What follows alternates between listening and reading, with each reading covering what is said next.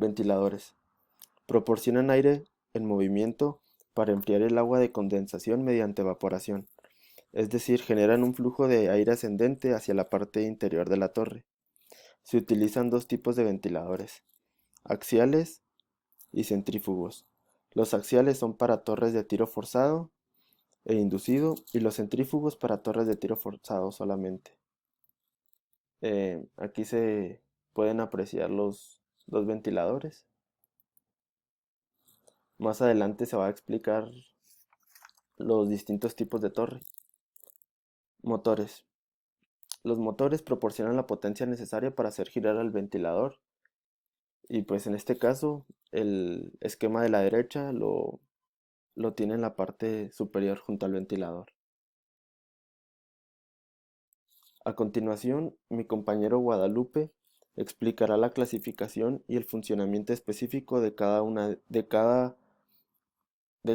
de las distintas torres.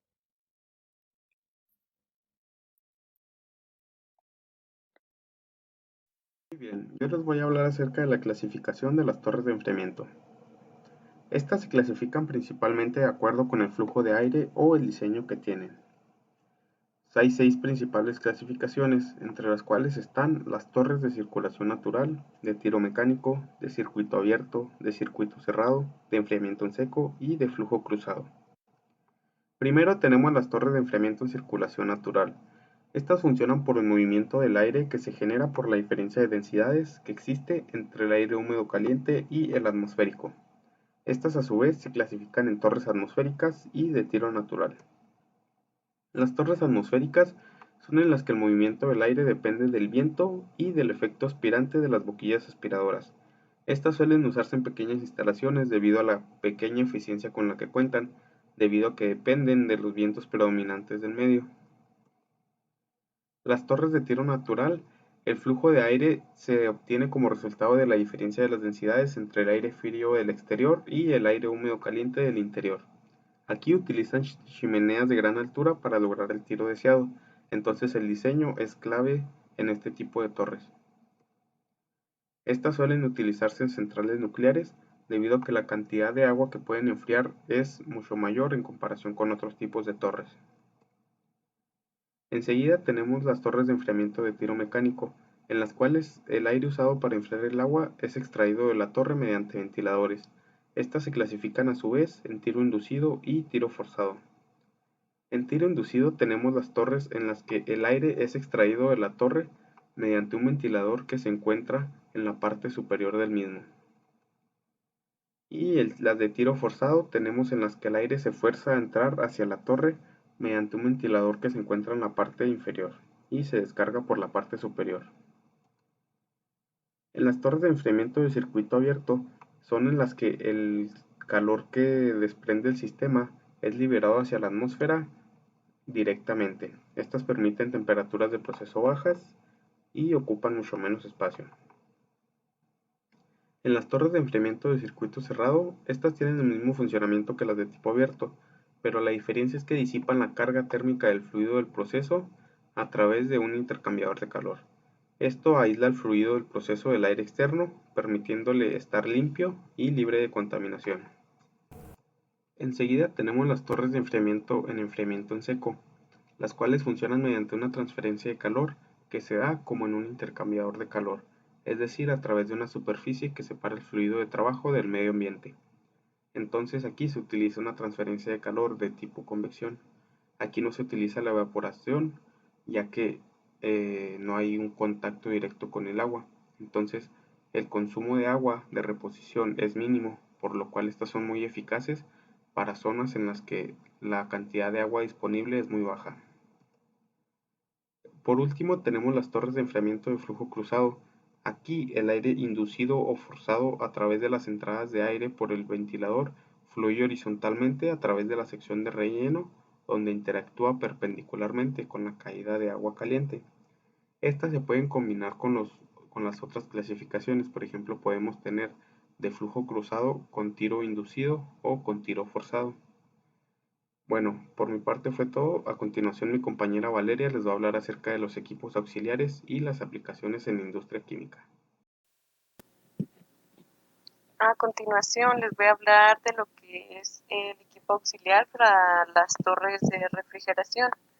Eh, claro que para el buen funcionamiento de una torre requerimos el movimiento de los fluidos, en este caso agua y aire, por lo que necesitamos de tres equipos auxiliares principales como lo son las bombas, las válvulas y los ventiladores. Eh, Voy a comenzar por explicarles cómo se utilizan las bombas. Hay diferentes tipos de bombas, pero principalmente en la industria se utilizan el tipo que les estoy mostrando con la primera animación, que sería una bomba de engranaje. Estas son de bajo costo, de bajo mantenimiento y son de las más utilizadas pues en la industria. Nos dan aproximadamente una presión de 250 a 300 bar de presión dependiendo del material. Eh, y el siguiente modelo que les muestro en otra animación es un tipo de bomba centrífuga. Esta es del mismo tipo más o menos porque son bombas rotativas. También existen las bombas no rotativas como son las de pistón, que con cada empuje del pistón pues lanzan más del fluido.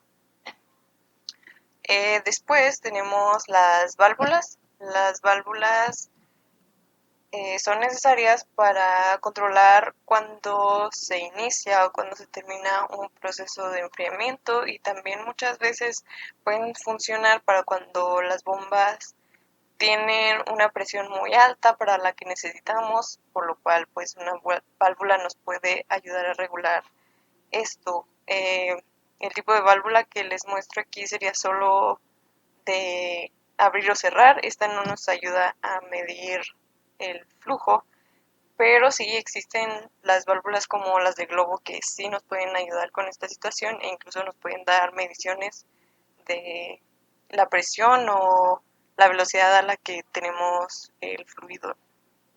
Y por último, pues ya hablamos de los ventiladores. Los ventiladores nos ayudan a mover gases, en este caso pues sería tan simple como el aire, por lo cual los ventiladores pues no son necesarios de ningún tipo especial, como sería si tuviéramos algún componente volátil o inflamable que serían eh, que no producen chispa, pero para este caso pues puede ser cualquiera.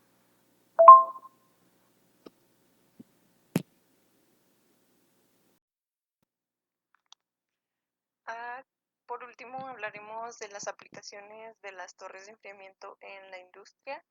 Y para empezar, pues hablaremos de la industria farmacéutica. Como ya sabemos, la industria farmacéutica eh, requiere de generar reacciones o mecanismos de reacción donde la temperatura es un factor muy importante que debe de ser controlado, por lo cual pues se necesita retirar calor o refrigerar lo que se está produciendo. También nos puede servir para refrigeración antes de envasar, eh, porque la temperatura también influye en la durabilidad del producto y de cómo se conserva.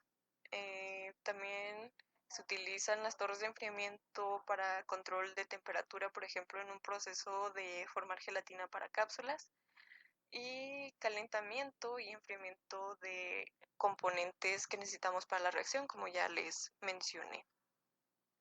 En la industria alimentaria tenemos también otros procesos donde se necesita generar un cambio de temperatura, por ejemplo en el pasteurizado.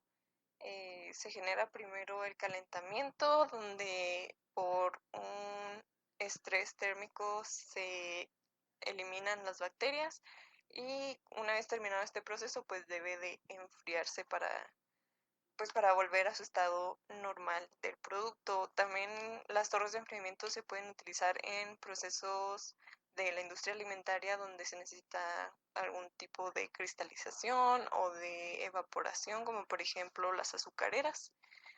Y Pues por último hablaremos de la industria del plástico. También en esto incluimos refinerías, entre todas estas industrias donde necesitamos, como ya les mencioné, un intercambio de calor o temperatura. Como por ejemplo en el plástico, pues necesitamos moldear los diferentes tipos de plástico, poliestireno, termoplástico, gomas. Todo esto necesita calentarse y enfriarse en ciertos tiempos o para ciertas situaciones donde se necesita pues algún tipo de textura o de forma. También tenemos, por ejemplo, la refrigeración para el moldeo por inyección. Como sabemos, la inyección se da en líquido y pues los plásticos deben de enfriarse para que vuelvan a ser un sólido. Producción de polímeros, industrias de pintura, pues hablamos del mismo concepto que en las industrias farmacéuticas. Necesitamos reacciones que solo se dan a ciertas temperaturas y este control se da con ayuda de refrigeración por medio de torres de enfriamiento. Y pues estas serían solo 3 ejemplos de muchas de las industrias en las que se requieren, pero sería todo por nuestra parte. Si tienen dudas, las dejan en los comentarios y gracias.